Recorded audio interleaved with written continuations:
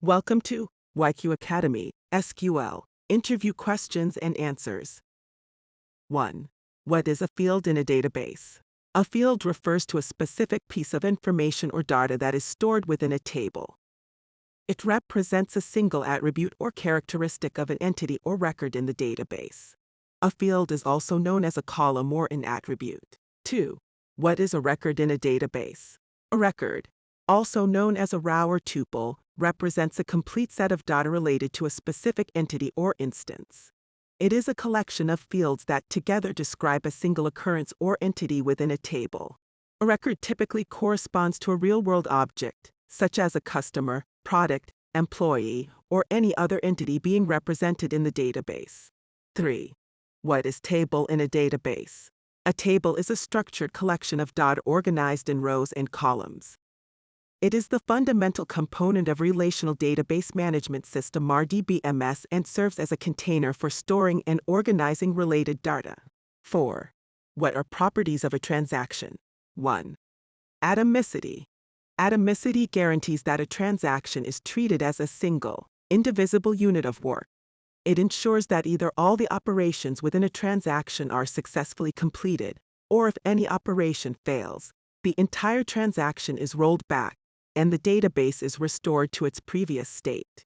Atomicity prevents incomplete or partially applied transactions, maintaining data integrity. 2. Consistency. Consistency ensures that a transaction brings the database from one consistent state to another. The database must satisfy a set of predefined rules or constraints before and after the transaction. In other words, a transaction must maintain the integrity and validity of the data and the relationships between entities. If a transaction violates any constraints, it is rolled back to maintain consistency. 3. Isolation. Isolation ensures that concurrent transactions operate independently and do not interfere with each other. Each transaction should execute in isolation without being aware of other concurrent transactions. Isolation prevents conflicts, such as data inconsistencies or anomalies, that can occur when multiple transactions access or modify the same data simultaneously. Isolation levels, such as read committed, repeatable read, and serializable, define the degree of isolation provided. 4.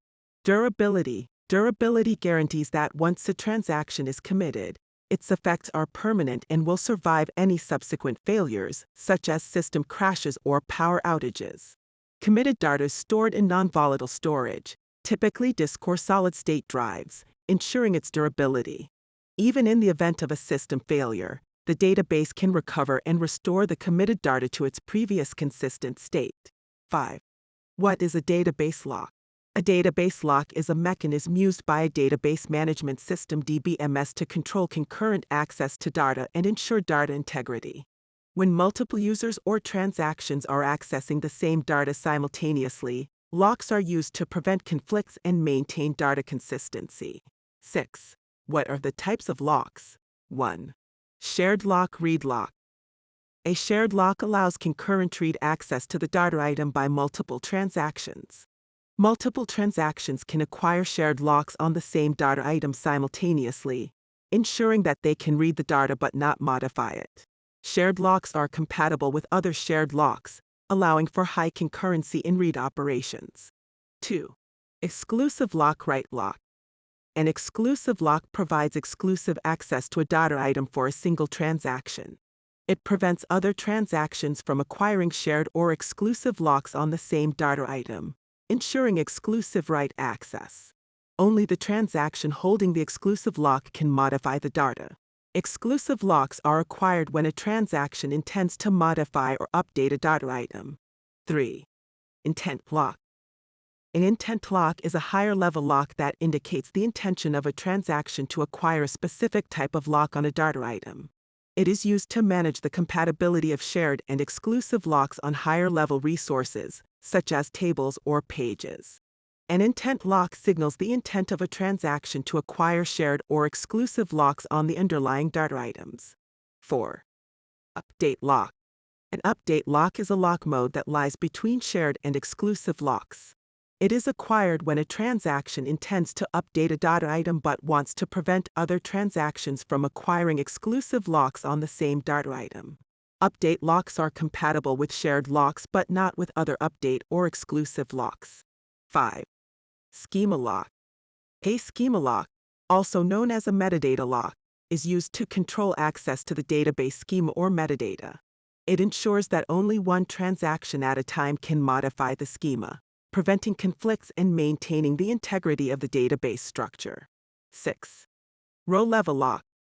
Some DBMSs provide the capability to lock individual rows within a table. Row-level locks allow concurrent access to different rows by multiple transactions, providing finer-grained control over data access and modification. 7. What are the different types of normalization? 1. First normal form 1NF.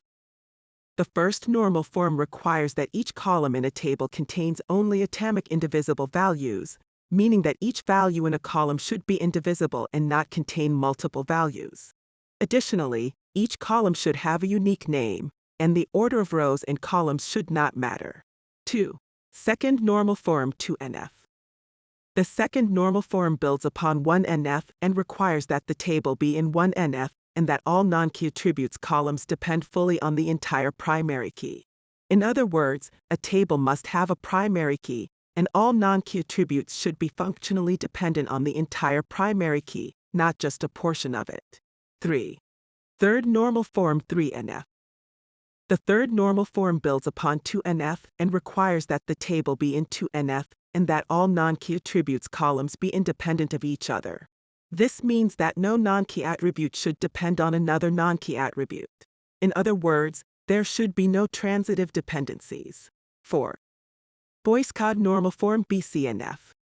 BCNF is a more stringent form of normalization that builds upon 3NF. It requires that every determinant attribute or combination of attributes that determine other attributes be a candidate key. BCNF eliminates all non-trivial functional dependencies, ensuring that there are no redundant dependencies within the table. 5. Fourth normal form 4NF. The fourth normal form builds upon BCNF and deals with multi-valued dependencies. It requires that a table be in BCNF and that it does not contain any non-trivial multi-valued dependencies. If there are multi-valued dependencies, they should be handled by splitting the table into multiple tables. This is the end of our SQL interview questions. We hope you enjoyed learning with YQ Academy. Until next time, goodbye.